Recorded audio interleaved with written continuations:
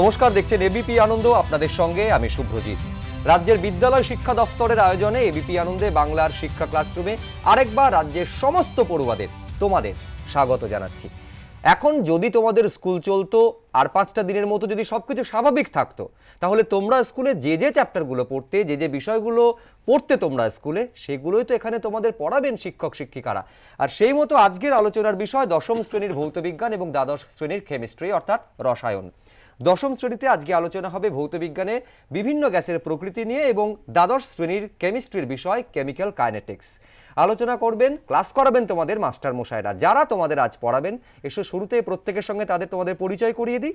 আমাদের সঙ্গে আলোচনায় উপস্থিত রয়েছেন বিধাননগর গভর্নমেন্ট হাই স্কুলের শিক্ষক জয়দীপ গঙ্গোপাধ্যায়, রয়েছেন আমাদের সঙ্গে মিত্র ইনস্টিটিউশন মেইন এর শিক্ষক Madanmohan Haldar, the oriental seminary for গার্লসের শিক্ষিকা দময়ন্তী রায় আমাদের সঙ্গে রয়েছেন, কসবা চিত্তরঞ্জন হাই স্কুলের শিক্ষক চন্দ্রজিৎ হালদার আমাদের সঙ্গে এই আলোচনায় রয়েছেন। এছাড়াও সরাসরি আমাদের সঙ্গে এই আলোচনায় পশ্চিম মেদিনীপুর থেকে যোগ দিয়েছেন হাদসাবেরিয়া ডক্টর বিসি রয় এসএস নিকেতনের শিক্ষক বৃন্দাবন ঘটক।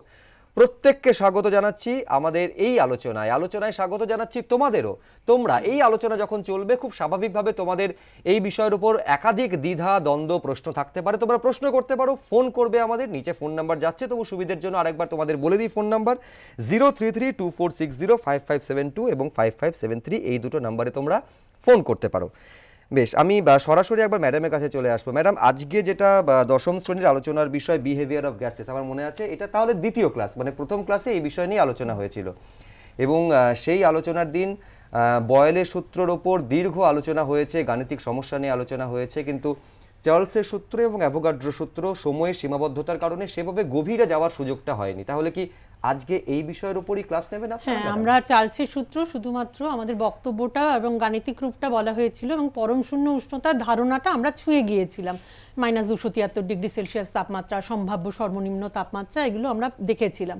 এখন আমরা বোর্ডে যাব, আমরা পরম শূন্য উষ্ণতা এবং ওই স্কেল সম্বন্ধে জেনে নেব। বোর্ডে একটা আমরা ডায়াগ্রামও দেখতে পাচ্ছি। স্যার, একটু যদি বিশদে ব্যাখ্যা করে দেন মদন মোহন স্যার। আগের দিন ঠিক যেখানেই শেষ করেছিলাম, তো আজকের একেবারে ঠিক সেখান থেকেই শুরু করতে চাইছি। আমরা চার্লসের সূত্রটা আগের দিন পড়েছিলাম যে স্থির যদি ভর এবং চাপ স্থির থাকে, তাহলে তার গাণিতিক রূপ দেখেছিলাম যে T°C উষ্ণতা বৃদ্ধিতে তার আয়তন যদি V+T হয়, তাহলে তার এই হয় সমীকরণ, যেখানে V0টা ছিল 0°C উষ্ণতায় তার প্রাথমিক আয়তন, আর T° উষ্ণতা বৃদ্ধিতে তার অন্তিম আয়তন V+T। একইভাবে যদি আমরা T°C উষ্ণতা হ্রাস করতাম, মানে -T, তাহলে এটা +-T হতো, সমীকরণটা দাঁড়াতো এই, অর্থাৎ V+-T = V0 × 1 +-T/273। এই পর্যন্ত আমরা করেছিলাম। সাথে এটাও দেখেছিলাম যে গ্রাফ থেকে যদি আমরা দেখি, অর্থাৎ স্থির ভর ও চাপে যদি আয়তন ভার্সেস ডিগ্রি সেলসিয়াসের আমরা গ্রাফটা দেখি, তাহলে দেখতাম 0°C উষ্ণতায় যে আয়তন সেটা হচ্ছে V0, অর্থাৎ এটা দেখতে পাচ্ছ তোমরা V0 আয়তন। আর গ্রাফটা যদি পশ্চাতে বর্ধিত করি, তাহলে -273°C তাপমাত্রায় দেখছি যে গ্রাফটা বর্ধিত অংশ x অক্ষে এসে মিশছে, তার মানে ওই তাপমাত্রা গ্যাসের আয়তন শূন্য হয়ে যাচ্ছে। যদি একটু অঙ্কের সাহায্যে দেখতাম, তাহলে কি দেখতাম, V-273°C আয়তন কত হতো, এই সমীকরণ থেকে পাচ্ছি V0 × 1 - 273/273, তাহলে কি হলো V0 × 1 - 1, যেটি হচ্ছে 0, অর্থাৎ -273°C তাপমাত্রায় যে কোনো গ্যাসের আয়তন কত হয়, শূন্য হয়ে যায়। আর ঠিক এই তাপমাত্রাকেই, অর্থাৎ -273°C তাপমাত্রাকেই বলা হয় পরম শূন্য তাপমাত্রা। এই পরম শূন্য তাপমাত্রা থেকেই একটি নতুন তাপমাত্রা স্কেল রচনা করা হয়েছে, যেটা হচ্ছে কেলভিন স্কেল, বা আমরা তাকে পরম উষ্ণতা স্কেলও বলতে পারি। অর্থাৎ এটাকে আইদার কে অথবা আমরা ডিগ্রি অ্যাবসোলিউট বলে আমরা লিখে থাকি। এর সাথে সেলসিয়াসের যে সম্পর্ক সেটা একটু আমি লিখছি। তাহলে টি, অর্থাৎ এটা হচ্ছে কেলভিন স্কেলে, ইকুয়াল টু কী হয়, ডিগ্রি সেন্টিগ্রেড, তার সাথে যদি 273 যোগ করি, তাহলে এটা পাই টি কেলভিন। এটা হচ্ছে আমাদের পরম শূন্য যে স্কেল, যেটা কেলভিন স্কেল, তার সাথে ডিগ্রি সেলসিয়াসের সম্পর্ক। একটা ছোট্ট উদাহরণ আমাদের খুব ইম্পর্ট্যান্ট বিষয়, যেটা 30°C, আর যদি আমরা দেখি 300 কেলভিন, এই দুটির মধ্যে কোনটি অধিক, তাহলে খুব সহজেই তোমরা বের করতে পারবে দেখো 30-এর সঙ্গে যদি আমরা এটাকে 273 যোগ করি তাহলে আমরা কত পাবো? নিশ্চয়ই দেখে বুঝতে পারছো, 303 কেলভিন। তাহলে নিশ্চয়ই এটার থেকে এটা বেশি, অর্থাৎ 30 ডিগ্রি সেন্টিগ্রেডটা 300 কেলভিন অপেক্ষা বেশি হয়। আর যদি আমরা আয়তন ভার্সেস পরম শূন্য তাপমাত্রা কেলভিন স্কেলে গ্রাফটা ড্র করতাম তাহলে গ্রাফের নেচারটা হতো এইরকমই। বেশ, আমি এবারে চন্দ্রজিৎ স্যারের কাছে আসবো। আমি আবারও প্রথম দিনের এই বিষয়ের উপর ক্লাসের কথা উল্লেখ করতে চাইবো, গ্যাসের আচরণ বা বিহেভিয়ার অফ গ্যাসেস। আমার মনে আছে স্যার আপনি বলেছিলেন গাণিতিক সমস্যা ছাড়া এই চ্যাপ্টার পড়া অসম্পূর্ণ, মানে এতটাই অঙ্গাঙ্গিভাবে জড়িত। এই যে চার্লসের সূত্রের উপর আলোচনা হচ্ছিল, এটাই আমি স্যার আপনার থেকে জানতে চাইছি, চার্লসের সূত্রের উপর কী ধরনের গাণিতিক সমস্যার সমাধান ছাত্রছাত্রীদের করতে হয়?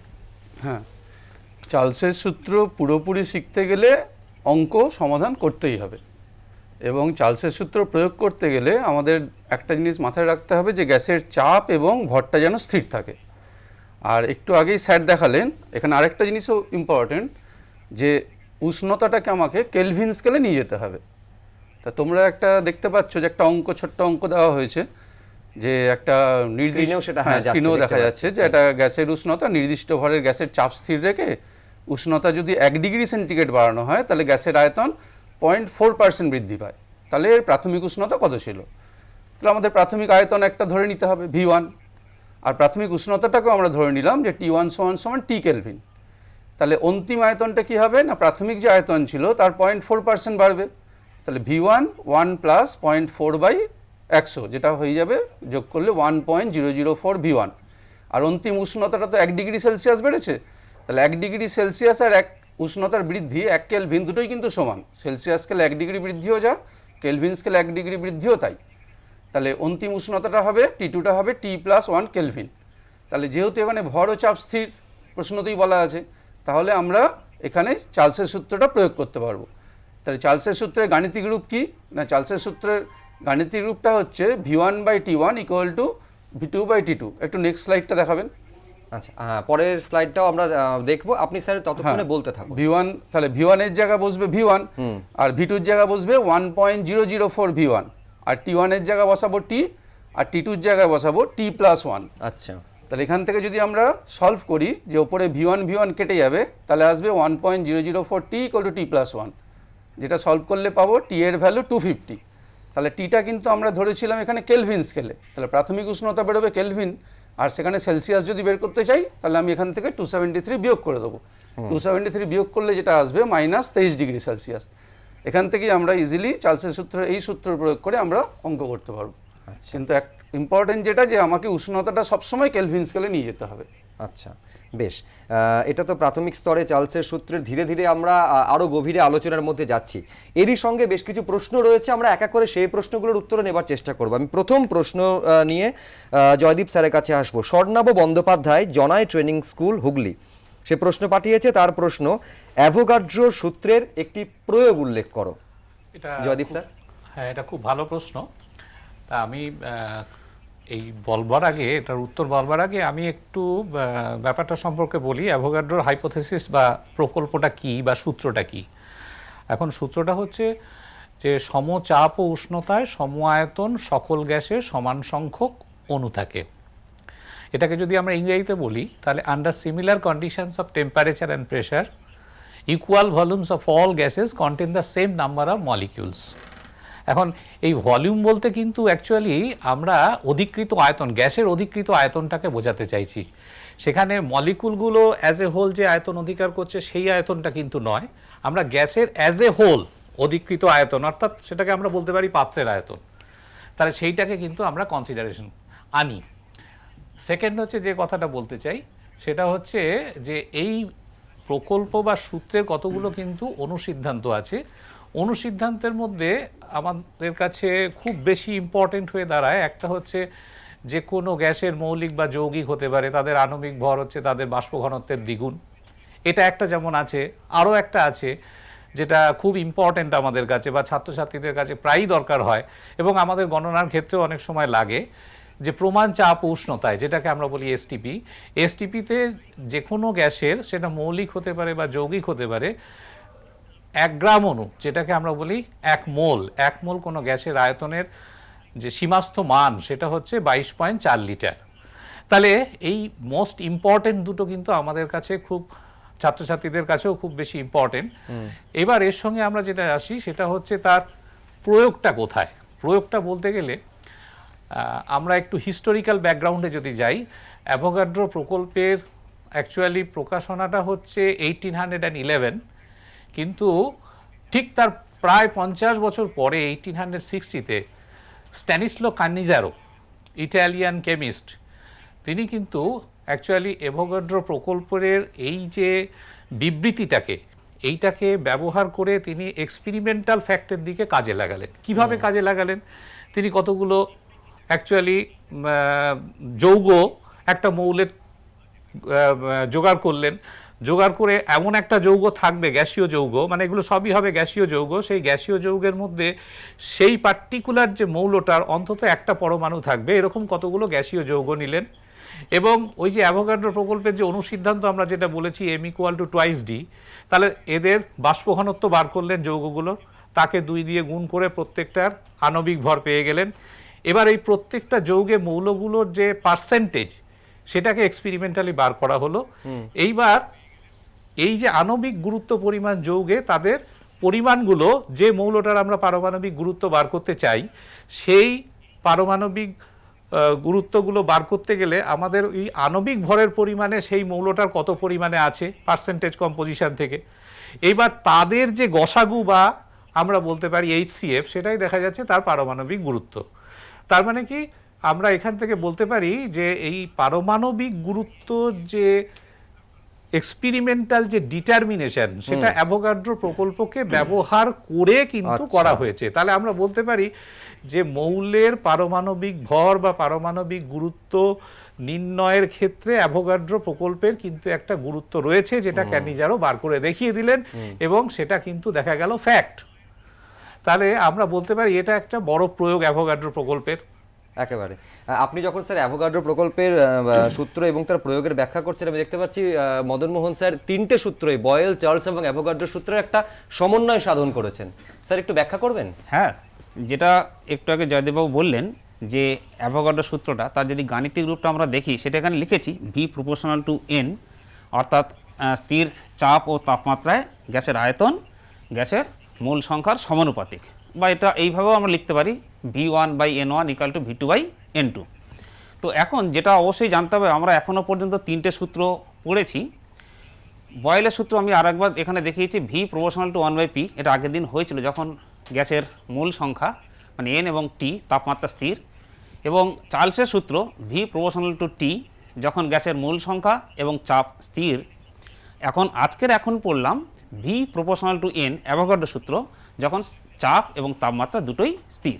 কিন্তু যদি সবগুলোই পরিবর্তন হয়, তাহলে যৌগিক ভেদের সমন্বয়ের যে নিয়ম তোমরা অঙ্কে করেছো, সেখান থেকে আমরা দেখতে পাচ্ছি কি V∝NT/P। স্বাভাবিক নিয়মেই একটা কনস্ট্যান্ট চলে আসবে কে, V = K NT/P। তাহলে এটাকে ক্রস মাল্টিপ্লাই করলে কি হলো, PV আমরা এখানে লিখতে পারি PV = NKT। দেখা যায় যে কোনো অবস্থায় এই কের মান কি হয়, মৌলিক বা যৌগিক প্রত্যেকটি গ্যাসের ক্ষেত্রে এটা ধ্রুবক হয়, যেটাকে আমরা বলি সার্বজনীন গ্যাস ধ্রুবক। এবং তার ফলে এই কের পরিবর্তে আমরা এখানে আর যে চিহ্নটা, সেটাই আমরা এখানে ব্যবহার করছি। তাহলে এই যে সমীকরণটা হলো PV = nRT, এটাই হলো বয়েল, চার্লস এবং অ্যাভোগাড্রোর সমন্বয় সূত্র। এই প্রসঙ্গে আমি আরেকটা কথা বলবো, যে কোনো গ্যাস যদি যে কোনো অবস্থায় এই PV = nRT সমীকরণ মেনে চলে, তাহলেই তাকে আমরা বলবো আদর্শ গ্যাস। আর যদি না মেনে চলে, যেটা আমরা আগের দিন আলোচনা করেছিলাম, যে খুব কম চাপে এবং উচ্চ উষ্ণতায় কিছু আমাদের বাস্তব গ্যাস এই আদর্শ গ্যাসের মতন আচরণ করে, তাহলে যদি না মেনে চলে তাকে বলবো আমরা বাস্তব গ্যাস। এই PV = nRT আমি চন্দ্রজিৎ স্যারের কাছে আসতে চাইবো। মানে এতটা ব্যবহৃত এবং অঙ্কের ক্ষেত্রে এত বেশি মাত্রায় তার প্রয়োগ হয়, একদম মানে সেই বেদবাক্যের মতন হয়ে গেছে। মানে আমি যখন স্যার বোঝাচ্ছেন, আমার সেই পুরনো কথাগুলো সব মনে পড়ে যাচ্ছে, কিছু সমীকরণও মনে পড়ছে। এইখানে আমি একবার আসতে চাইবো স্যার, আমি বারবার বলছিলাম, আপনি তো শুরুতেই বলেছেন যে গাণিতিক সমস্যার সমাধান ছাড়া এই চ্যাপ্টার পড়া অসম্পূর্ণ। এই অ্যাভোগাড্রো প্রকল্প বা অ্যাভোগাড্রো সূত্রের গাণিতিক প্রয়োগ, গাণিতিক সমস্যার কি ধরনের সমাধান ছাত্রছাত্রীদের এক্ষেত্রে করতে হয়? হ্যাঁ, ভি ইকুয়াল টু এনআরটি, এটা তো তিনটে সূত্রেরই সমন্বয়। তাহলে তিনটে সূত্র মিলিয়েও আমরা একটা অঙ্ক করতে পারি। আর তার মধ্যে আরেকটা জিনিস মনে রাখতে হবে, এই আরটাকে কিন্তু সার্বজনীন গ্যাস ধ্রুবক বলে। আচ্ছা, মানে এই আর এর মান কিন্তু কোনো কিছুরই ওপর নির্ভর করে না, গ্যাসের প্রকৃতির ওপর কিছুর ওপর নির্ভর করে না, সেই জন্য এটাকে সার্বজনীন গ্যাস ধ্রুবক বলে। আর পিভি ইকুয়াল টু এনআরটি দিয়ে আমরা একটা অঙ্ক করতেই পারি, যে ধরে নিই একটা গ্যাস যেটা এক বায়ুমণ্ডলীয় চাপে আছে, যার উষ্ণতা ঘরের উষ্ণতা মানে 27 ডিগ্রি সেন্টিগ্রেডে, আর গ্যাসটা হচ্ছে কিছু না 1 লিটার একটা বায়ু। তো এই 1 লিটার বায়ুর মধ্যে কতগুলো অণু আছে এটা আমরা বের করতে হবে। তাহলে পিভি ইকুয়াল টু এনআরটি থেকে আমরা বের করতে পারবো সেটা হচ্ছে মোল সংখ্যা, কারণ N equal to PV by RT. এখানে পি হচ্ছে গ্যাসের চাপ, যেটা বায়ুমণ্ডলীয় চাপ দেওয়া আছে 10⁵ নিউটন পার মিটার স্কোয়ার, আর আর এর ভ্যালুটা দেওয়া আছে 8.3 জোল পার মোল কেলভিন। আর একটু আগেও বললাম আমি যে যখন এখানে উষ্ণতাটাকে কিন্তু সবসময় কেলভিন স্কেলে নিয়ে গিয়ে করতে হবে চার্লসের সূত্রের সময়। তাহলে 27 ডিগ্রি সেন্টিগ্রেডটাকে কেলভিনে নিয়ে যেতে গেলে 273 আমরা যোগ করব, তাহলে ওটা হয়ে যাবে 300 কেলভিন। তাহলে এই ভ্যালুগুলো যদি বসাই ক্লাস 10-এর মতন সহজভাবে সলভ করলে আসবে মোল সংখ্যা 10/249। এবার এটা তো মোল সংখ্যা বের হলো, কিন্তু আমার তো সেকেন্ড স্লাইডটা দেখাবেন, তো অণুর সংখ্যাটা বের করতে হবে। অণুর সংখ্যা কেন? কারণ আমরা জানি 1 মোলের মধ্যে অ্যাভোগাড্রো সংখ্যক অণু থাকে। অ্যাভোগাড্রো সংখ্যাটা কত না 6.022 × 10⁻23। তাহলে এই যে আমাদের মোল সংখ্যাটা বের হলো 10 আমরা ধরে নিচ্ছি 6.022 ধরে নিচ্ছি এক্ষেত্রে। এটা দিয়ে গুণ করলেই আমাদের অণুর সংখ্যা পেয়ে যাব। তো অণুর সংখ্যা বের হলো 2.42 × 10⁻22 প্রায়। এটা সিম্পল ক্যালকুলেশন করলে ওদের মতন ওরা করলে বের করে নিতে পারবে।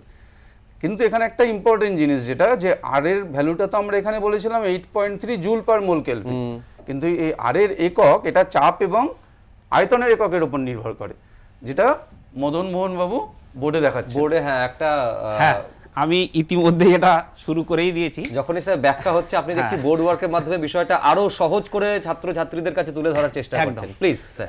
আমরা যেখানে শেষ করলাম সেখান থেকে আমি আবার শুরু করলাম যে পিভি ইকুয়াল এনআরটি, এই সমীকরণ থেকে আমরা পাচ্ছি কি আর ইকুয়াল টু তাহলে পিভি বাই এনটি। স্বাভাবিকভাবেই একটু আগেই যে স্যার বললেন যে চাপ এবং আয়তনের বিভিন্ন এককের উপর নির্ভর করে আর এর মানটা বিভিন্ন হতে পারে। তো আমি এখানে একটা একক দেখিয়েছি, যেমন লিটার অ্যাটমসফিয়ার এককে। দেখো যে তাহলে প্রমাণ চাপ আমরা ইতিমধ্যে আলোচনা করেছি যে 1 অ্যাটমসফিয়ার, যেটা বায়ুমণ্ডলীয় চাপ। আর এই যে ভি, একটু আগেই আমাদের জয়দীপবাবু বলেছেন যে 1 মোল গ্যাসের, আমরা 1 মোল নিয়েছি, 1 মোল গ্যাসের যে সীমাস্ত মান সেটা হচ্ছে 22.4 লিটার, তাহলে এখানে বসিয়ে দিলাম। আর কেলভিন স্কেলে প্রমাণ তাপমাত্রা যেটা সেটা 273 কেলভিন। এটা গণনা করলেই পাওয়া যাবে 0.082 লিটার অ্যাটমসফিয়ার পার মোল পার কেলভিন। এটা হচ্ছে লিটার এককে।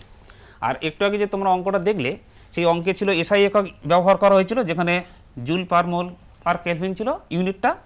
তার মানটা হচ্ছে 8.314 জুল পার মোল পার কেলভিন। এটাও কিন্তু একইভাবে যদি আমি চাপ, আয়তন এগুলো যদি এসআই এককে বসাই, তাহলে কিন্তু এই মানটা আমরা পেতে পারি। আর সিজিএস একক যেভাবে বললাম যে চাপ এবং আয়তন যদি সিজিএস ইউনিট ব্যবহার করি, তাহলে মানটা পাবো 8.314 10⁻7 আর্গ পার মোল পার কেলভিন। আরও একটি একক আছে, সেটা হচ্ছে ক্যালোরি একক। তোমরা সবাই জানো ক্যালোরির সাথে জুলের কি সম্পর্ক। 1 ক্যালোরি ইকুয়াল টু 4.2 বা কোথাও 4.8 জুলও করা হয়। তাহলে যদি আমরা এখানে দেখি আর এই ইউনিটটা যেটা দাঁড়াবে ক্যালকুলেশন করলে 1.987 ক্যালোরি পার মোল পার কেলভিন। তাহলে তোমরা শিখলে যে বিভিন্ন এককে কিন্তু আমরা আর এর মান প্রকাশ করতে পারি। আচ্ছা, বহু দশম শ্রেণীর পড়ুয়া একের পর এক আমাদের তাদের সমস্যা নিয়ে ফোন করছে। তেমনই একজন ছাত্রী সুতপা বারুই, দশম শ্রেণীর ছাত্রী, সে তার সমস্যা নিয়ে ফোন করেছে। হ্যাঁ সুতপা, বলো তোমার কি প্রশ্ন?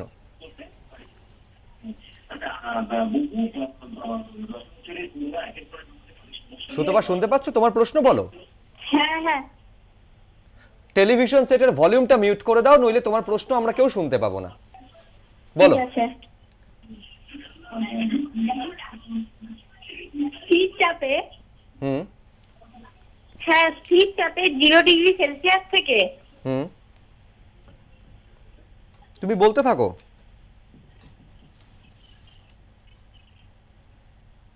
সুতপা বলো তোমার প্রশ্ন। স্থির চাপে 0 ডিগ্রি সেলসিয়াস থেকে না, সম্ভবত যোগাযোগ বিচ্ছিন্ন হয়ে গেছে।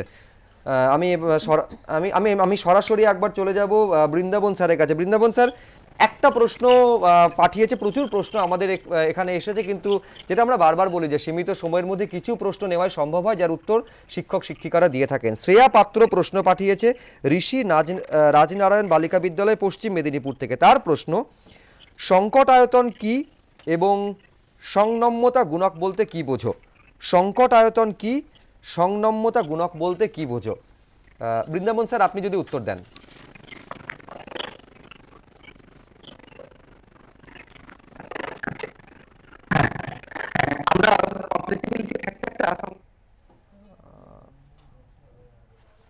না, সম্ভবত কথা পরিষ্কারভাবে আমাদের কাছে এসে পৌঁছচ্ছে না। আপনি কি স্যার, জয়দীপ স্যার, উত্তরটা দিয়ে দেবেন? সংকট আয়তন এবং হ্যাঁ, খুব সংনম্যতা। ভালো প্রশ্ন। সেটা হচ্ছে সংকট আয়তনটা কি সেটা আমি আগে একটু বলে নিই। আমাদের যে কোনো গ্যাসকে, আমরা তো আদর্শ গ্যাসকে তরলীভূত করতে পারি না, আমরা বাস্তব গ্যাসগুলোর ক্ষেত্রে এই কথাটা বলে থাকি।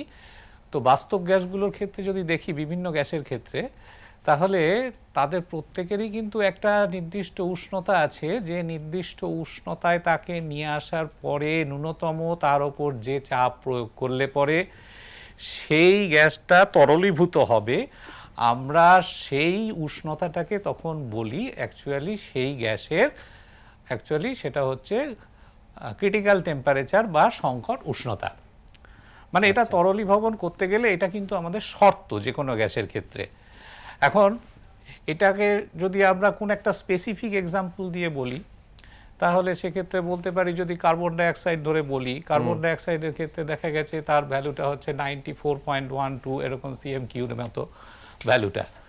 এরকম সংকট চাপেরও একটা ভ্যালু থাকে। আর কার্বন ডাইঅক্সাইডের এরকম সংকট উষ্ণতা হচ্ছে 31.1 ডিগ্রি সেলসিয়াস। তাহলে সংকট আয়তনে কি মানে যখন হয়, মানে সংকট উষ্ণতাতে এসে তখন সংকট উষ্ণতায় কি ঘটে অ্যাকচুয়ালি, সেটা আমাদের কিন্তু একটু জানা দরকার। যেহেতু গ্যাসগুলো সব বাস্তব গ্যাস, তাদের তো একটা কাইনেটিক এনার্জি আছে, থার্মাল মোশনের জন্য তাদের একটা কাইনেটিক এনার্জি আছে, আবার বাস্তব গ্যাসের অণুগুলোর মধ্যে একটা আকর্ষণ বল আছে। তাহলে এই দুটো যখন ব্যালেন্স হয়, তখন যখন সীমাস্থ মানে এসে পৌঁছে যায়, তখন ন্যূনতম চাপ অ্যাপ্লাই করলে পরেই দেখা যাচ্ছে ওই নির্দিষ্ট উষ্ণতায় গ্যাসটা কিন্তু তরলীভূত হয়ে যায়। বেশ, তার মানে এখানে দুটো ব্যালেন্স হয়ে যায়। আচ্ছা, পরে এই বিষয়টা আমি একটু ছোট্ট খুব করে খুব হ্যাঁ, সংক্ষেপে স্যার, খুব স্যার যেটা সংক্ষেপে, বললেন, সীমিত সময় আমরা আমাদের। যদি সমীকরণটা দেখি, আদর্শ গ্যাসের সমীকরণ কি, পিভি ইকুয়াল টু এনআরটি। তাহলে বাস্তব গ্যাসের ক্ষেত্রে যেটা স্যার বললেন, তাহলে আমরা এই যে পিভি ইকুয়াল টু লিখতে পারি জেড এনআরটি। এই জেডটাকেই বলা হয় সংনম্যতা গুণক। আচ্ছা। তাহলে আদর্শ গ্যাসের ক্ষেত্রে জেড এর মান কত হবে? অবশ্যই 1। যদি 1 বসাই তাহলে এই যে বাস্তব গ্যাসের সমীকরণটা, এটাই হয়ে যাবে আদর্শ গ্যাসের সমীকরণ। আর তাহলে বাস্তব গ্যাসের ক্ষেত্রে কি হতে পারে? Z nought equal to 1। তার মানে দুটো হতে পারে, আইদার জেড গ্রেটার দ্যান 1, একের থেকে বেশি। সেক্ষেত্রে দেখো, তাহলে পিভি অবশ্যই গ্রেটার দ্যান এনআরটি হবে। আর যদি জেড লেস দ্যান 1 হয়, তাহলে কি হবে? PV less than nRT. আমি ছোট্ট একটা সংখ্যা দিয়ে যদি দেখাই, যে পিকে যদি আমি ধরি 1 অ্যাটমসফিয়ার, তাহলে এই আইডিয়াটা দেওয়ার জন্য যে আমরা অধিক সংকোচনশীল আর কম সংকোচনশীল গ্যাস বলতে কি বুঝি, তাহলে যদি ভলিউমটাকে আমি যদি ধরি 30 লিটার, তাহলে আমার পিভি ফ্যাক্টরটা কত হবে? 30। তাহলে স্বাভাবিক নিয়মেই যদি চাপটাকে আমি দ্বিগুণ করে দিই, আয়তনটা আমার অর্ধেক হয়ে যাওয়ার কথা, যাতে হবে কি আবার গুণফলটা 30। কিন্তু বাস্তব গ্যাসগুলোর ক্ষেত্রে দেখা যায় কি, এই 15 না হয়ে হয় কিছুটা কম হবে। মনে করুন এটা যদি আমরা ধরি 14 হয়, তাহলে কিন্তু গুণফলটা কি হয়ে যাচ্ছে? 28। যদি 28 হয়, তাহলে আমরা কি দেখলাম? PV less than nRT. যদি দেখি যে এটা 15 এর জায়গায় হলো 16, তাহলে হয়ে গেল 32। তাহলে ন্যাচারালি কি হচ্ছে? PV greater than nRT. তাহলে আশা করি সংনম্যতা গুণকের ধারণাটা তোমরা পেয়ে একেবারে। গেছো। মানে যে বিষয় নিয়ে আমি বারবার বলছি, আলোচনা হচ্ছে, পুরো বোর্ড ওয়ার্কের মাধ্যমে একেবারে সহজভাবে ছাত্রছাত্রীদের বুঝিয়ে দিচ্ছেন, ঠিক ক্লাসরুমের মধ্যে যেমনটা হয়ে থাকে। আমি ম্যাডামের কাছে একবার আসবো, তার আগে প্রশ্নটা একবার দেখে নেব। Sunanda Barik, Shibdas central girls high school, Bankura থেকে প্রশ্ন পাঠিয়েছে। তার প্রশ্ন, গ্যাসের গতীয় তত্ত্বের মূল স্বীকার্যগুলি কি কি? গ্যাসের গতীয় তত্ত্বের মূল স্বীকার্যগুলি কি কি ম্যাডাম? গ্যাসের অণুগুলোর মধ্যে ব্যবধান অনেক বেশি এবং তাদের মধ্যে আকর্ষণ বল কম। এর ফলে অণুগুলো ওই পাত্রের মধ্যে যে কোনো জায়গায় ইতস্ততভাবে এবং যে কোনো অভিমুখে তারা ঘুরে বেড়াচ্ছে। এই অণুগুলোর গতিবিধি আর ধর্ম, সেগুলো ব্যাখ্যা করার জন্যই এই গ্যাসের গতীয় তত্ত্বের অবতারণা। আচ্ছা সেই যে তত্ত্বের যে স্বীকার্য বা পস্টুলেটগুলো আছে প্রথমটাতে যে প্রত্যেকটা গ্যাসই কিছু ক্ষুদ্র কণা বা যেগুলোকে আমরা গ্যাসের অণু বলছি সেই অণু দিয়ে গঠিত। দ্বিতীয় যে গ্যাসের অণুগুলো নিরেট গোলাকার স্থিতিস্থাপক এবং একই যে গ্যাস তার বিভিন্ন অণুগুলো সমস্ত আকার ধর্মে তারা অভিন্ন এবং বিভিন্ন গ্যাসের ক্ষেত্রে সেটা আলাদা। তৃতীয়, সমগ্র গ্যাসের আয়তনের তুলনায় যে অণুগুলোর মোট আয়তন সেটা অত্যন্ত নগণ্য, অর্থাৎ অণুগুলোকে আমরা বিন্দু ভর হিসেবে ধরে নিচ্ছি। এরপরে যে গ্যাসের অণুগুলো সর্বদাই গতিশীল এবং এই গতিশীল হওয়ার জন্য তাদের গতিবেগের মান আমরা কিন্তু উল্লেখ করা হয়েছে যে অত্যন্ত দ্রুত গতিতে যাচ্ছে এবং গতি বেগের মানটা 0 থেকে অসীম যে কোনো মানই হতে পারে। এছাড়া এই যে গ্যাসের অণুগুলো তারা নিজেদের মধ্যে সমানে সংঘর্ষ করছে এবং পাত্রের দেওয়ালেও তারা ধাক্কা খাচ্ছে। পাত্রের দেওয়ালে যখন ধাক্কা খাচ্ছে তার ফলে তারা পাত্রের গায়ে চাপের সৃষ্টি করছে। এই সংঘর্ষের পরিমাণ যত বাড়বে বা সংঘর্ষ সংখ্যা যত বাড়বে গ্যাসের চাপও তত বৃদ্ধি পাবে। আচ্ছা এই বিচরণের সময় গ্যাসের অণুগুলো আমরা বললাম যে তারা নিজেদের মধ্যেও সংঘর্ষ তাদের হচ্ছে এবং তারা গ্যাসের দেওয়ালের যে পাত্রের দেওয়াল তার মধ্যেও তারা ধাক্কা খাচ্ছে। বেশ। এই দুটো পরপর সংঘর্ষ মধ্যে যে গ্যাসের অণুর যে দূরত্ব সেই দূরত্বটাকে আমরা মুক্ত পথ বা ফ্রি পাথ আমরা বলি। বেশ। মুক্ত পথটা সরলরৈখিক এবং গ্যাসের অণু এই পথে সমবেগে যাচ্ছে। এরপরেই যে সংজ্ঞাটা আসে যে পরপর দুটো যে সংঘর্ষ, খুব সংক্ষেপে ম্যাডাম। হ্যাঁ হ্যাঁ, এরপরে মিন ফ্রি পাথটা আমি বলছি, গড় মুক্ত পথ। পরপর দুটো সংঘর্ষের মাঝে গ্যাসের অণু যে গড় দূরত্ব অতিক্রম করছে তাকে আমরা গড় মুক্ত পথ বা মিন ফ্রি পাথ বলছি। আমাদের সঙ্গে সঙ্গে কিন্তু বোর্ডে সেটা বোর্ডে স্যার ছবিও দেখিয়ে বোর্ডে এই দিচ্ছে। ছবি দেখতে দেখতে আরো এবং একজন দশম শ্রেণীর পড়ুয়া এইখানে আরেকটা জিনিস আছে, মুক্তপথ অতিক্রম করতে যে সময়টা লাগে আর যে সংঘর্ষ সময় সেটা কিন্তু সেই তুলনায় নগণ্য, যার জন্য সংঘর্ষকে আমরা একেবারে তাৎক্ষণিক বলে মনে করছি। বেশ, আরো এক গ্যাস- দশম শ্রেণীর পড়ুয়া এই মুহূর্তে আমাদের কিছু- সঙ্গে ফোন লাইনে রয়েছে। আমি একটু প্রশ্নটা নিয়ে নিই আচ্ছা, ম্যাডাম। আচ্ছা, আচ্ছা। ঋত্বিকা পোদ্দার রয়েছে ফোনে। হ্যাঁ ঋত্বিকা, বলো তোমার প্রশ্ন। আমি দশম শ্রেণীর ছাত্রী। হ্যাঁ বলো। আমার নাম ঋত্বিকা পোদ্দার। আমার প্রশ্নটি হলো, শুষ্ক বায়ু অপেক্ষা আর্দ্র বায়ু লঘু হওয়ার কারণ। শুষ্ক বায়ু অপেক্ষা আর্দ্র বায়ু লঘু হওয়ার কারণ কি? এই প্রশ্নটা বৃন্দাবন আগের দিন স্যার, আলোচনা আপনি কি এই প্রশ্নের উত্তর দেবেন?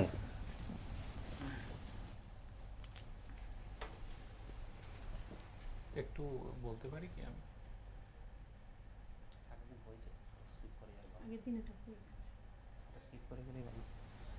না, সম্ভবত এবারও আমাদের স্যারের প্রশ্ন শুনতে অসুবিধা হচ্ছে।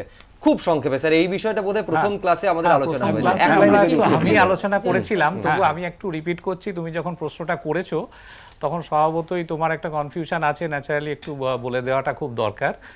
আমরা জানি শুষ্ক বায়ু একটু ভারী হয় আর আর্দ্র বায়ুটা হালকা হয়।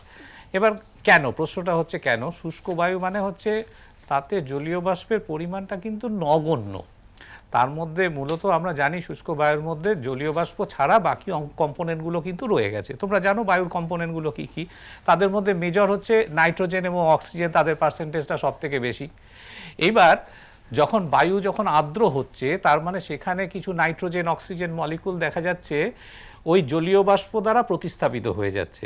এই প্রতিস্থাপিত হয়ে যাবার ফলে যে ঘটনাটা ঘটছে যে তাদের যে ওয়েটেড অ্যাভারেজ আমরা কি করে বার করি? তোমরা যখন আইসোটোপের মাস বার করেছো, আইসোটোপ থেকে যখন পারমাণবিক গুরুত্ব ক্যালকুলেট করেছো, অমুক আইসোটোপের পার্সেন্টেজ এত, অমুক আইসোটোপের পার্সেন্টেজ এত, এই দুটো করে যখন বার করেছো তখন ওয়েটেড অ্যাভারেজ করলে পরে দেখা যাচ্ছে যে তার যে মাসটা বেরোচ্ছে, মিক্সচারের যে মাসটা বেরোচ্ছে আর অরিজিনালি শুষ্ক বায়ুর যে মাস দেখা যাচ্ছে, দুটো মোলার মাসের মধ্যে একটা পার্থক্য হচ্ছে। তাহলে আর্দ্র বায়ু দেখা যাচ্ছে কম, শুষ্ক বায়ু দেখা যাচ্ছে বেশি। ন্যাচারালি আর্দ্র বায়ুটা হয়ে যাচ্ছে হালকা। ম্যাডাম, অ্যাসাইনমেন্টটা যদি এবারে দিয়ে দেন। অ্যাসাইনমেন্ট প্রথম প্রশ্ন আছে, এসটিপিতে বাস্তব গ্যাসগুলির মোলার আয়তনের সীমাস্থ মান 22.4 লিটার পার মোল। এই পরীক্ষালব্ধ তথ্য থেকে অ্যাভোগাড্রোর সূত্রটি প্রমাণ করো। দ্বিতীয়টি, গ্যাসের অণুগুলি অবিরামভাবে গতিশীল এমন দুটি ঘটনার কথা উল্লেখ করো যা এই তথ্যকে সমর্থন করে। এবং তৃতীয় প্রশ্ন, আর গ্যাস ধ্রুবকটিকে সর্বজনীন বলা হয় কেন? স্ক্রিনেও আছে প্রশ্নগুলো। দ্বাদশ শ্রেণীর কেমিক্যাল কাইনেটিক্স নিয়ে এই পর্যায়ে আলোচনা হবে এবং তোমরা যারা যে কোনো রকম বিষয় সম্পর্কিত দ্বিধা প্রশ্ন আমাদের এখানে রাখতে পারো। স্যার ম্যাডামরা রয়েছেন তার উত্তর দেওয়ার জন্য। ফোন নাম্বার নিচে স্ক্রিনে যাচ্ছে 03324605572557 এই নাম্বারে। আমি মদন মোহন স্যারের কাছে আসবো। স্যার, যেটা প্রথম ক্লাসটা যেমন কন্টিনিউয়েশন ক্লাস ছিল, আর এটাও কন্টিনিউয়েশন ক্লাস, মানে প্রথম ক্লাসে যেটা পড়িয়েছিলেন তারপরে আরো বিশদে আপনারা ছাত্রছাত্রীদের পড়াবেন। কোন বিষয়ের উপরে এবারে, কোন দিকটাতে ছাত্রছাত্রীদের দৃষ্টি আকর্ষণ এবারে আপনারা করতে চলেছেন? আমরা রাসায়নিক গতিবিদ্যার আগের দিন যেখানেই শেষ করেছিলাম, মানে আমরা প্রথম ক্রম, শূন্য ক্রম, তার যে ইন্টিগ্রাল, রেট ল, এইগুলো ডিডাকশন করেছিলাম। আর রাসায়নিক বিক্রিয়ার হার কোন কোন বিষয়ের উপর নির্ভর করে সেগুলো আমরা কিছুটা আলোচনা করলেও আজকের মূলত আমাদের আলোচনার যে বিষয়বস্তু, এই রাসায়নিক বিক্রিয়ার হার কোন কোন বিষয়ের উপর নির্ভর করে এবং সেখান থেকে তার তাপমাত্রা নির্ভরশীলতা, অনুঘটকের উপর নির্ভরশীলতা, সক্রিয়করণ শক্তি, আজকের এই সমস্ত বিষয় নিয়েই আজকের আলোচনা আমাদের রাসায়নিক গতিবিদ্যা। বেশ, তাহলে একেবারে সময় নষ্ট না করে পরপর প্রশ্নে চলে আসি। প্রথম প্রশ্ন পাঠিয়েছে শুভদীপ সরকার, কল্যাণী শিক্ষায়তন, নদিয়া থেকে। তার প্রশ্ন, রাসায়নিক বিক্রিয়ার হার নিয়ন্ত্রণকারী বিষয়সমূহ সম্পর্কে আলোচনা করো। রাসায়নিক বিক্রিয়ার হার নিয়ন্ত্রণকারী বিষয়সমূহ সম্পর্কে আলোচনা করো। ম্যাডাম উত্তর দেবেন প্লিজ। রাসায়নিক বিক্রিয়া হার অনেকগুলি বিষয়ের উপর নির্ভর করে, আমরা পরপর আলোচনা করি। প্রথম হচ্ছে বিকারক পদার্থগুলোর গাঢ়ত্ব। স্থির তাপমাত্রায় বিকারক পদার্থগুলোর গাঢ়ত্ব বৃদ্ধি পেলে প্রতি একক আয়তনে অণুর সংখ্যা বৃদ্ধি পায় এবং তার ফলে গাঢ়ত্ব বৃদ্ধিতে বিক্রিয়া হারও বৃদ্ধি পায়। খুব সহজ উদাহরণ দিয়ে বলা যায় যে এক টুকরো কাঠকে যদি আমরা বাতাসে পোড়াই, সেখানে 20% অক্সিজেন, তার থেকে অনেক দ্রুত পুড়বে যদি আমরা একটা গ্যাস জার, অক্সিজেন ভর্তি গ্যাস জার, যেখানে 100% অক্সিজেন, তার মধ্যে ফেললে অনেক বিক্রিয়া হার বৃদ্ধি পাবে। দ্বিতীয়, বিকারক পদার্থগুলোর প্রকৃতি। বিকারক পদার্থগুলো অণুগুলোর মধ্যে বন্ধনগুলো বিভাজিত হয়ে নতুন বন্ধন তৈরি হচ্ছে, হয়ে বিক্রিয়াজাত পদার্থ তৈরি হচ্ছে। এবার যে সমস্ত রাসায়নিক পদার্থগুলোর, যে বিকারকগুলোর ওই বন্ধন ভাঙার প্রক্রিয়াটা তাড়াতাড়ি হচ্ছে, তাদের বিক্রিয়া হার স্বাভাবিকভাবেই বেড়ে যাবে। আর যেগুলোর ক্ষেত্রে এই প্রক্রিয়াটা ধীরে হবে, সেক্ষেত্রে কিন্তু বিক্রিয়া হার ধীরে হবে। একইভাবে উদাহরণ দেওয়া যায় যে নাইট্রিক অক্সাইড অক্সিজেনের সঙ্গে যুক্ত হয়ে নাইট্রোজেন ডাইঅক্সাইড দিচ্ছে, কার্বন মনোক্সাইড একইভাবে কার্বন ডাইঅক্সাইড দিচ্ছে। প্রথম ক্ষেত্রে বিক্রিয়ার হার কিন্তু অনেক বেশি দ্বিতীয়টির ক্ষেত্র থেকে। তৃতীয়, আমরা তাপমাত্রা বলতে পারি। যে কোনো তাপগ্রাহী বা তাপদায়ী যে কোনো বিক্রিয়ার ক্ষেত্রে দেখা যায় যে বিক্রিয়া হারটা তাপমাত্রার সঙ্গে সঙ্গে বৃদ্ধি পায় এবং দেখা গেছে মোটামুটি 10 ডিগ্রি সেলসিয়াস তাপমাত্রা বৃদ্ধির জন্য এই বিক্রিয়া হার প্রায় দ্বিগুণ হয়ে যায়। এরপরে বিকারক পদার্থগুলোর কণাগুলোর তলের ক্ষেত্রফল। যে সমস্ত ক্ষেত্রে এক বা একাধিক বিকারক, যেগুলো কঠিন পদার্থ, তাদের সমগ্র তলের ক্ষেত্রফলের উপর বিক্রিয়া হার নির্ভর করে। এই সমগ্র তলের ক্ষেত্রফল যত বৃদ্ধি পায়, তার সঙ্গে সঙ্গে বিক্রিয়া হারও বৃদ্ধি পাবে। এই কারণে যদি ওই কণাগুলোর আকারটা ছোট হয়, সেক্ষেত্রে তাদের মধ্যে যে বিক্রিয়া করার প্রবণতা বাড়ে এবং বিক্রিয়া হারও বৃদ্ধি পায়। এরপরে অনুঘটকের উপস্থিতি। অনুঘটকের উপস্থিতি সবসময় রাসায়নিক বিক্রিয়া হারকে বাড়িয়ে দেবে। এই প্রসঙ্গে বলা যায় যে অনুঘটকের উপস্থিতিতে একটি বিক্রিয়ার সক্রিয়করণ শক্তি বা অ্যাক্টিভেশন এনার্জি কমে যায়, তার ফলে বিক্রিয়া হার বেড়ে যায়। অনুঘটকটাতে আরেকটু বিস্তারিতভাবে আপনার কাছে পরে আসবো, তার আগে একবার জয়দীপ স্যারের কাছে আসতে চাইছি। ম্যাডাম যেটা বলছিলেন স্যার, যে এই উষ্ণতার সঙ্গে বিক্রিয়ার হার বা গতিবেগের একটা সরাসরি সম্পর্ক রয়েছে, একটু ব্যাখ্যা করবেন স্যার? হ্যাঁ, অফকোর্স। এখন প্রথমে আমরা গতদিন একটু বলে নিই। গতদিন আমরা গড় বিক্রিয়া হার, তাৎক্ষণিক বিক্রিয়া হার এই সম্পর্কে দেখেছি এবং সেখানে কিছু ডিডাকশনসও আমি এখানে করে দিয়েছিলাম। এবার সেখানে আমরা কয়েকটা জিনিস একটু আরও ইলাবোরেটলি দেখাতে চাইছি যে গ্রাফের নেচারগুলো কি হবে, জিরো অর্ডার এবং ফার্স্ট অর্ডার, সেটা ডিডাকশনস গতদিন আমাদের হয়ে গেছে। এবার এটা হচ্ছে আমাদের একটা জিরো অর্ডার রিয়াকশন। আমরা ডেফিনেশন জানি তাৎক্ষণিক বিক্রিয়া হারের ব্যাপারটা, সেটা জেনেছি। এটাকে যদি ইন্ডিকেটিং উইদিন প্রপার লিমিটস, মানে T=0 মানে কনসেন্ট্রেশন A নট, T=T হলে A, তাহলে সেই লিমিটের মধ্যে যদি আমরা এটাকে ইন্টিগ্রেট করি, তাহলে আমরা এরকম একটা লিনিয়ার ইকুয়েশন পাই। সেখানে A কে যদি আমরা T এর এগেনস্টে প্লট করি, তাহলে আমরা স্ট্রেট লাইন পাচ্ছি, যেহেতু এখানে স্লোপটা হচ্ছে নেগেটিভ। তাহলে স্লোপটা কি? স্লোপটা হচ্ছে এখানে যদি থিটা হয়, তাহলে এটা হচ্ছে 180 ডিগ্রি মাইনাস থিটা। তাহলে স্লোপ সমান হচ্ছে ট্যান থিটা, তাহলে মাইনাস ট্যান 180 মাইনাস থিটা, তাহলে সেটা সমান কি? ট্যান থিটা হচ্ছে লম্ব বাই ভূমি, এটা আমরা জানি, তাহলে মাইনাস OP বাই OQ, তাহলে সেটা সমানই হচ্ছে আমার এখানে মাইনাস K নট। তাহলে মাইনাসটা যদি ক্যান্সেল আউট করি, K নটটা আমরা এখান থেকে পেয়ে যাচ্ছি। আর এই যে এই অংশটা আমাদের কি দেবে, এ নটটা দিয়ে দেবে। এ নট মানেটা কি, এ নটটা হচ্ছে ইন্টারসেপ্ট। এবার ফার্স্ট অর্ডার রিয়াকশনের ক্ষেত্রে আমাদের ইকুয়েশনটা হবে এইটা, ইনস্ট্যান্টেনিয়াস রেট। এইবার এটাকে যদি ইন্টিগ্রেটিং উইদিন প্রপার লিমিটসে যদি আমরা করি, তাহলে সেখান থেকে আমরা লগারিদমিক ফর্মে ইকুয়েশনটা পাবো। এবার এখানে log a to the base 10 against t যদি আমরা প্লট করি, সেখানেও কিন্তু এরকম একটা স্ট্রেট লাইন পাচ্ছি, যার এখানে হচ্ছে স্লোপটা হচ্ছে নেগেটিভ। তাহলে ট্যান থিটা এখানেও লিখতে পারি, স্লোপ সমান হচ্ছে tan theta minus tan 180 minus theta, তাহলে OP by minus OP by O Q. এটা সমানই হবে আমার এই যে ইকুয়েশনটা থেকে দেখতে পাচ্ছি, এটা হচ্ছে মাইনাস কে বাই 2.303। তাহলে এই যে ক্রস মাল্টিপ্লিকেশন করলে ওপি আর ও কিউটা আমরা এখান থেকে পেয়ে যাচ্ছি। এর ক্ষেত্রেও যেমন পেয়ে যাচ্ছি, এর ক্ষেত্রেও পেয়ে যাচ্ছি। 0 ডিগ্রি অর্থাৎ জিরো অর্ডার রিয়াকশনের ক্ষেত্রে, ফার্স্ট অর্ডার রিয়াকশনসের ক্ষেত্রেও পেয়ে যাচ্ছি। আর সেখান থেকে আমরা কেটা বার করে, তাহলে আমাদের রেট কনস্ট্যান্টের ভ্যালুটা কী করে ফাইন্ড আউট করতে হয় সেটা আমরা কিন্তু দেখে নিলাম। এইবার এই রেট কনস্ট্যান্টটা টেম্পারেচারের সঙ্গে কি করে ভ্যারি করে সেটা আমাদের একটু জানতে হবে। সেটা জানতে গেলে আমাদের কিভাবে করতে হবে, আমাদের কতগুলো যদি ধরো বিক্রিয়ার দিকে তাকাই, সাধারণত বিশেষ করে থার্মাল রিয়াকশনস যেগুলো হয় হোমোজিনিয়াস, সেখানে দেখা গেছে প্রতি 10 ডিগ্রি সেলসিয়াস করে টেম্পারেচার বাড়ালে পরে না দেখা যাচ্ছে রিয়াকশনের গতিটা দ্বিগুণ অথবা তিনগুণ করে বেড়ে যাচ্ছে। তার মানে টেম্পারেচারের সঙ্গে রিয়াকশন রেটের একটা সম্পর্ক রয়েছে। এই যে সম্পর্কটা, সেটা আমরা টেম্পারেচার কোএফিসিয়েন্টের মধ্যে দিয়ে দেখতে পারি। যেমন আমরা যদি হাইড্রোজেন আয়োডাইডের ডিকম্পোজিশনের কথা বলি, তাহলে দেখতে পাবো সেখানে ভ্যালুটা দেখা যাচ্ছে 2 এর কাছাকাছি। আবার সলিউশন ফেজেও যদি রিয়াকশন হয়, সেরকম রিয়াকশনের ক্ষেত্রে দেখতে পাচ্ছি তার ভ্যালুটা 3 এর কাছাকাছি হচ্ছে। যেমন মিথাইল আয়োডাইডের সোডিয়াম ইথক্সাইডে যদি রিয়াকশন করাই, তাহলে আমাদের তৈরি হচ্ছে methyl ethyl ether plus sodium iodide, সেক্ষেত্রে দেখা যাচ্ছে ভ্যালুটা 3 এর কাছাকাছি। তাহলে এবার সেটাকে আমরা কিভাবে লিখব সেটা আমাদের কিন্তু একটু এখানে ম্যাথমেটিক্যালি আমরা দেখে নিতে চাই। Temperature coefficient of reaction rate, তার মানে temperature dependence on reaction rate, সেটা যদি আমরা লিখি তাহলে এটা কি দাঁড়াচ্ছে আমাদের কাছে, সেটা হচ্ছে K T plus 10 divided by হচ্ছে কেটি ইকুয়াল টু আমরা লিখছি মিউ, এটাকে লিখছি আমরা T plus 10 minus T divided by 10, এইভাবে লিখলাম। তাহলে এটাকে আমি এভাবেও লিখতে পারি, K T two divided by K T one equal to mu, এটাকে আমি লিখলাম T2 minus T1 divided by 10।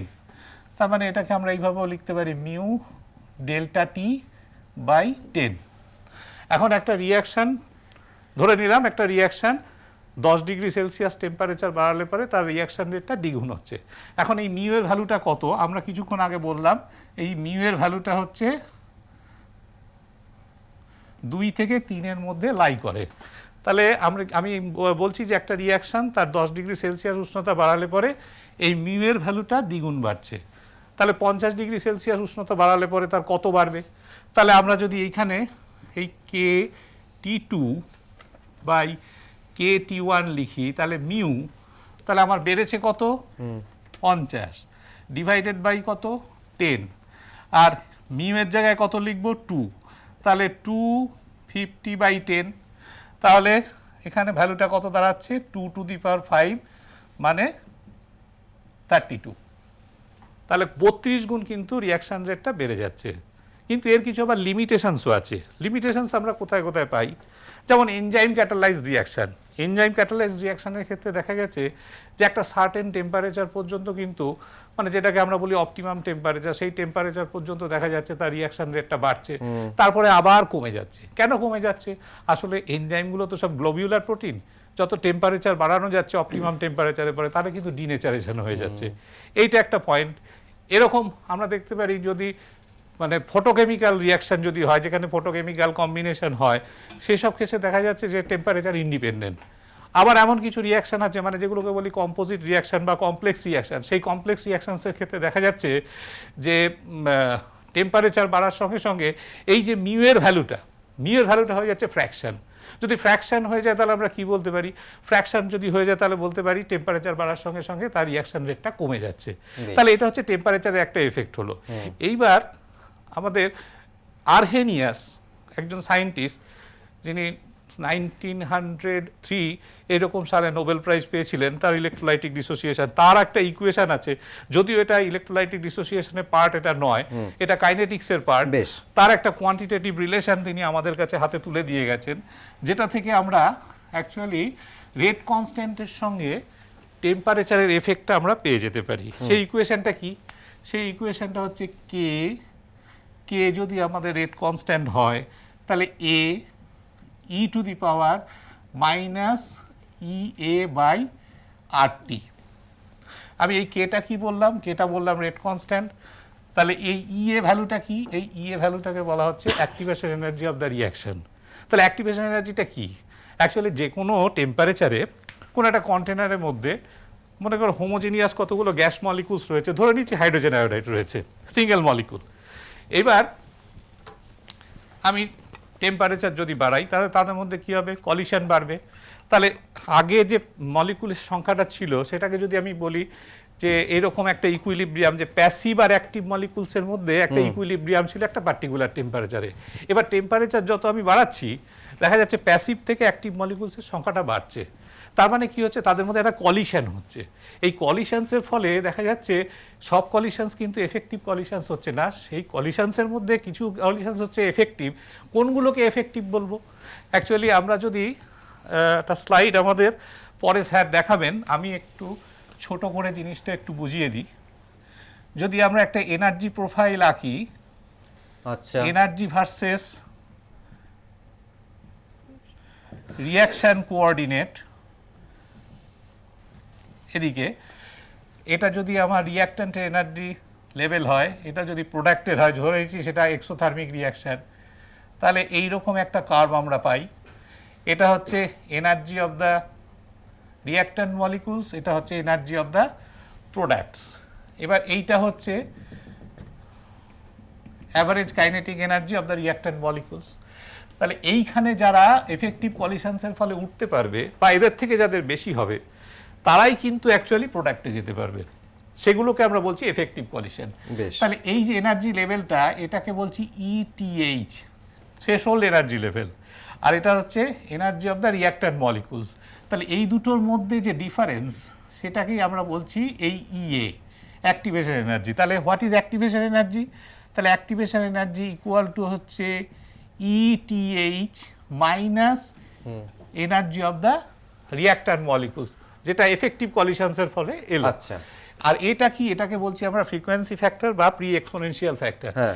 এবার এইখান থেকে আমরা অ্যাক্টিভেশন এনার্জিটা বার করে নিতে পারি। বেশ। কিভাবে বার করতে পারি? হ্যাঁ আমরা দুভাবে স্যার, বার এই করতে এই পারি। কিভাবে বের করতে পারেন সেই সমাধানে যাওয়ার আগে আরো এক দ্বাদশ শ্রেণীর পড়ুয়া এই মুহূর্তে তার প্রশ্ন নিয়ে আমাদের সঙ্গে ফোনে রয়েছে। স্বর্ণালী বিশ্বাস তার সমস্যা নিয়ে ফোন করেছে আমাদের। হ্যাঁ স্বর্ণালী, বলো তোমার কি জিজ্ঞাস্য? সক্রিয়করণ শক্তির মানের কোনো বিক্রিয়ার হার নির্ভরশীল কি? সক্রিয়করণ শক্তি আরেকবার আরেকবার বলো। বলবে? সক্রিয়করণ শক্তির মানের উপর কোনো বিক্রিয়ার হার নির্ভরশীল কি?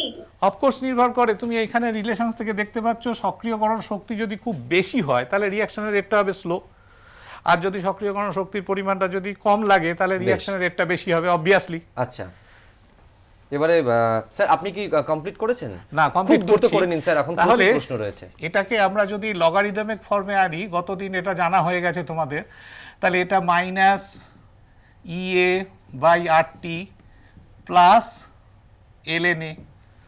এবার এটাকে যদি আমরা কমন লগারিদমে নিয়ে আসি,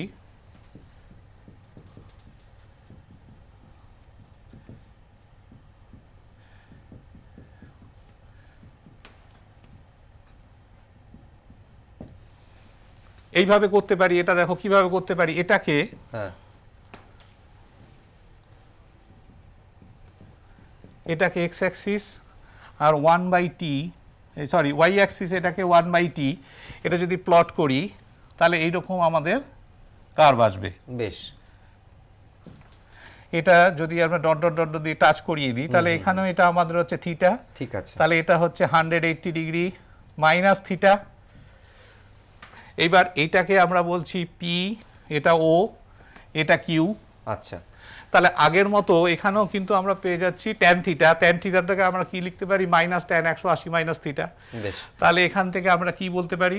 তাহলে ওপি বাই ও কিউ, হ্যাঁ এটা আমার মাইনাস হয়ে যাচ্ছে। হ্যাঁ। আর এখান থেকে আমার কি আসছে মাইনাস এখানে ইএ বাই 2.303 আর, তাহলে মাইনাসটাকে ক্যান্সেল আউট করলে ওপি বাই ও কিউ EA by into 2.303 equal to হচ্ছে ইএ। এখান থেকে আমরা অ্যাক্টিভেশন এনার্জিটা গ্রাফ থেকে বেশ। বার করতে পারি। ঠিক আর আছে। একটা করতে আমি- পারি, হ্যাঁ। আমি যদি দুটো টেম্পারেচারে নিয়ে নিই তাহলে সেখানেও কিন্তু আমাদের স্যার একটা খুব দ্রুত শেষ করুন, হ্যাঁ, আমাদের of course। এখনো একাধিক প্রশ্ন রয়েছে, তার উত্তর নেওয়াটাও K2 by প্রয়োজনীয়। K1 equal to EA by 2.303 R 1 by T1 minus 1 by T2। বেশ, তাহলে এখান থেকে আমরা লিখে দিতে পারি EA equal to 2.303 R T2 minus T1 divided by T1 into T2। এবার T2 যদি আমার গ্রেটার দেন T1 হয় তাহলে, এবং T1 T2 যদি আমার জানা থাকে তাহলে এগুলো ভ্যালুটা বসিয়ে দিলাম। আর আমাদের ইউনিভার্সাল গ্যাস কনস্ট্যান্ট, তার ভ্যালু আমরা কিছুক্ষণ আগে আমরা আলোচনা করেছি, মানে ক্লাস 10-এর ইয়েতে।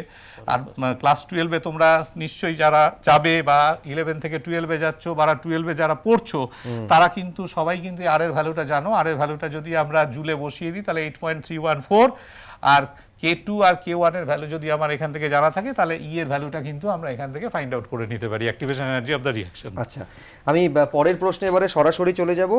শেখ মুক্তার মোহাম্মদ আল ফাকিহা একাডেমি পূর্ব মেদিনীপুর থেকে প্রশ্ন পাঠিয়েছে। তার প্রশ্ন, higher order reactions are rare due to dash. Madan Mohan sir. আচ্ছা, একটু আগেই তোমরা আলোচনা তো শুনছিলে যে যেখানে স্যার বোর্ডে দেখালেন, ডিটেল হ্যাঁ ডিটেল সুন্দর করে বুঝিয়েছেন যে যদি সংঘর্ষের ফলে বিক্রিয়ক অণুগুলো তাদের যে সক্রিয়করণ শক্তি মানে অ্যাক্টিভেশন এনার্জির মানে পৌঁছতে পারে তাহলেই বিক্রিয়াটি সম্ভব। কিন্তু দেখা যায় যে সংঘর্ষ তত্ত্ব অনুযায়ী যে একই সাথে সাইমালটেনিয়াসলি দুটো অণু যেমনভাবে সংঘর্ষ হতে পারে ঠিক একইভাবে তিনটে অণুর সংঘর্ষ হওয়ার কিন্তু মানে সাইমালটেনিয়াসলি হওয়ার প্রবণতা কিন্তু অনেক কম। আর যদি এই প্রবণতা কম হয় তাহলে কিন্তু তার যে অর্ডার আমাদের যে 3 তাহলে কিন্তু সেটা সাধারণত হয় না, বা তার বেশি হলেও সেটা কখনোই সম্ভবপর হয় না। সাধারণত দুটো হলেই সংঘর্ষটাই কার্যকরী সংঘর্ষে রূপান্তর হয়, যেটা খুব সহজেই সক্রিয়করণ শক্তির মানে পৌঁছতে পারে এবং সক্রিয়করণ শক্তির মানে পৌঁছতে পারলেই সে বিক্রিয়াটি সম্পন্ন করবে। আচ্ছা বেশ, আমি আবার ম্যাডামকে যেখানে থামিয়েছিলাম যে ম্যাডাম ক্যাটালিস্ট বলছিলেন, আপনি কেমিক্যাল রিঅ্যাকশন রাসায়নিক বিক্রিয়ার উপর অনুঘটকের একটা সরাসরি প্রভাব রয়েছে, আমি ওখানে আপনাকে থামিয়ে দিয়েছিলাম।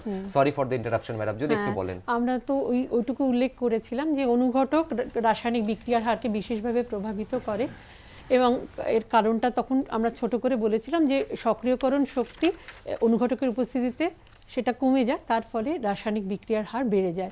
আমরা এবার বোর্ডে চলে যাচ্ছি এটা দেখার জন্য।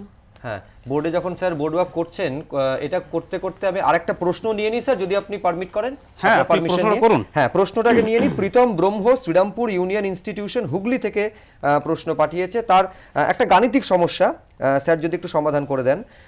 যদি নির্দিষ্ট উষ্ণতায় একটি প্রথম ক্রম বিক্রিয়ার ধ্রুবক 0.15 প্রতি সেকেন্ড হয় এবং টি সময়ে, ক্যাপিটাল টি এবং স্মল টি সময়ে বিক্রিয়া যথাক্রমে 50% এবং 75% সম্পন্ন হয়, তবে টি ও টি অর্থাৎ স্মল টি এবং ক্যাপিটাল টির অনুপাত নির্ণয় করো।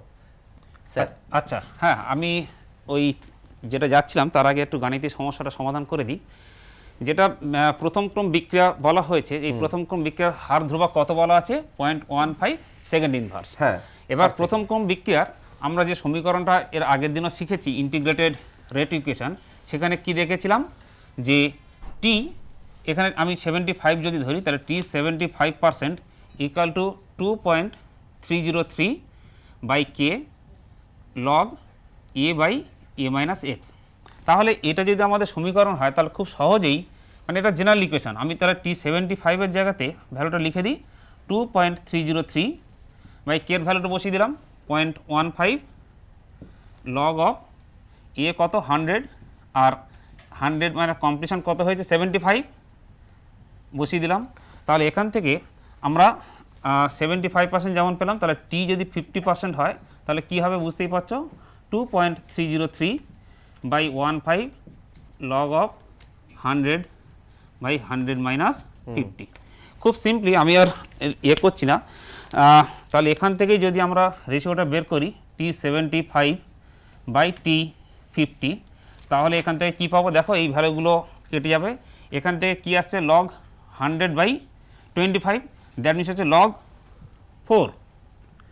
আর এটাতে কি আসছে লগ 100/50, তার মানে হচ্ছে লগ 2।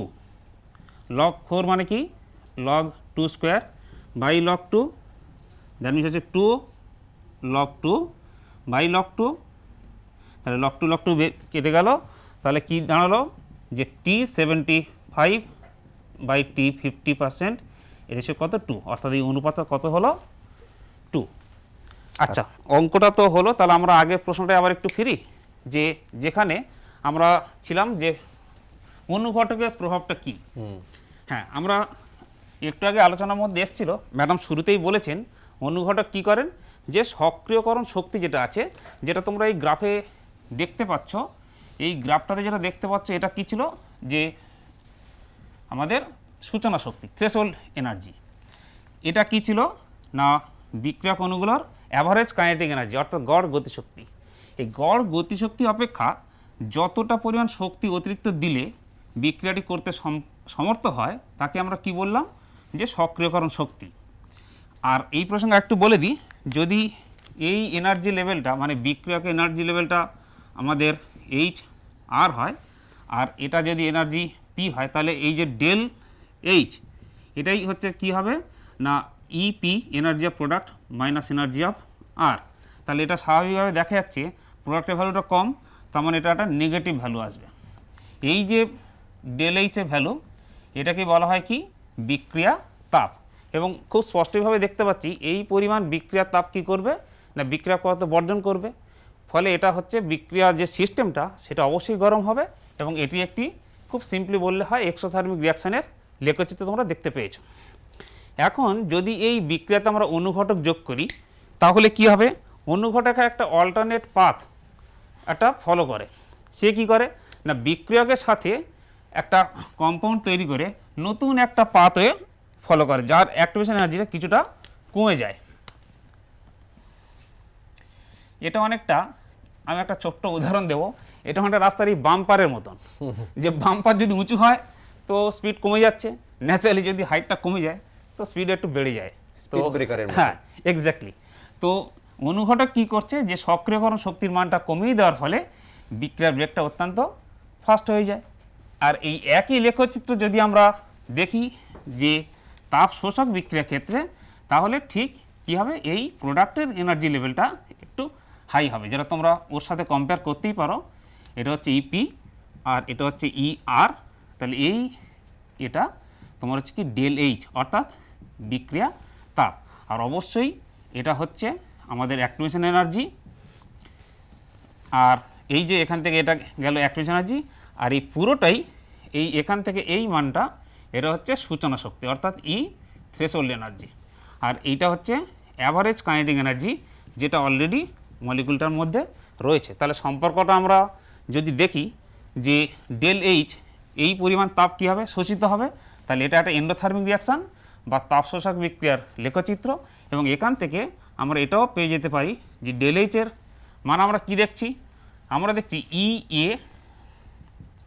EA ফর কি ফরওয়ার্ড রিয়াকশান, আর এইটা হচ্ছে আমার এখান থেকে এটা ব্যাকওয়ার্ড রিয়াকশানের আমাদের EAB, আর এটা হচ্ছে ফরওয়ার্ড রিয়াকশান। বেশ। যদি এটা মাইনাস করি তাহলেই কিন্তু আমরা বিক্রিয়ার তাপের মানটাও পেয়ে যাব।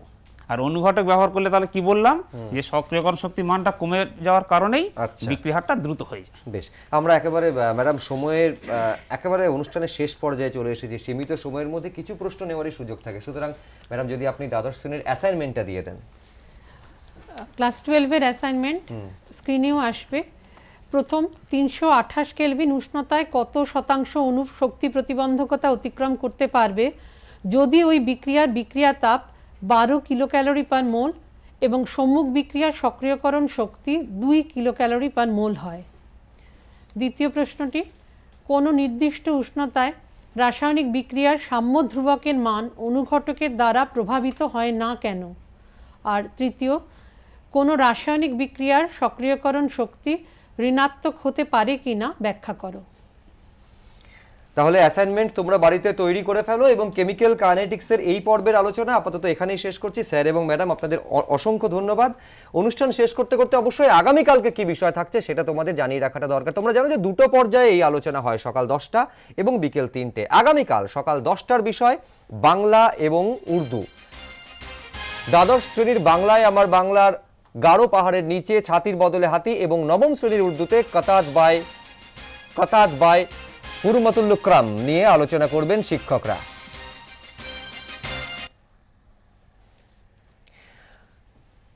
আর দুপুর 3টে কি নিয়ে আলোচনা হবে তোমাদের একবার দেখিয়ে দিই। কালকের বিষয় দুপুর 3টের গণিত এবং রাষ্ট্রবিজ্ঞান। দশম শ্রেণীর গণিতে কোয়াড্রেটিক সার্ড এবং দ্বাদশ শ্রেণীর রাষ্ট্রবিজ্ঞানে এভলিউশন অফ ইন্টারন্যাশনাল রিলেশনশিপ এই নিয়ে আলোচনা করবেন শিক্ষক শিক্ষিকারা। তোমরা অবশ্যই প্রশ্ন পাঠাবে। জানো যে দুপুর 3টের আলোচনার জন্য আগামীকালকের আজকে সন্ধে 6টার মধ্যে তোমাদের প্রশ্ন পাঠাতে হয়। প্রশ্ন পাঠানোর সময় অবশ্যই নিজের নাম, তোমার ক্লাস, কোন স্কুলে তুমি পড়ো, তোমার জেলার নাম উল্লেখ করতে ভুলবে না। সঙ্গে বিষয় তো অবশ্যই। তোমরা প্রশ্ন পাঠাবে যে নাম্বারে, মুখস্থ হয়ে গেছে আমি জানি তোমাদের হোয়াটসঅ্যাপ নাম্বার, তারপরেও আরেকবার তোমাদের সুবিধার জন্য বলে দিই, এই হোয়াটসঅ্যাপ নাম্বারে তোমরা প্রশ্ন পাঠাতে পারো 9748217201। ইমেলেও প্রশ্ন পাঠানোর সুযোগ রয়েছে, ইমেল করতে পারো bsclassroom2020@gmail.com। তাহলে আজকের আলোচনা এখানেই শেষ করছি। আর আপনাদের সমস্ত খবরের জন্য চোখ থাকুক শুধুমাত্র এবিপি আনন্দে।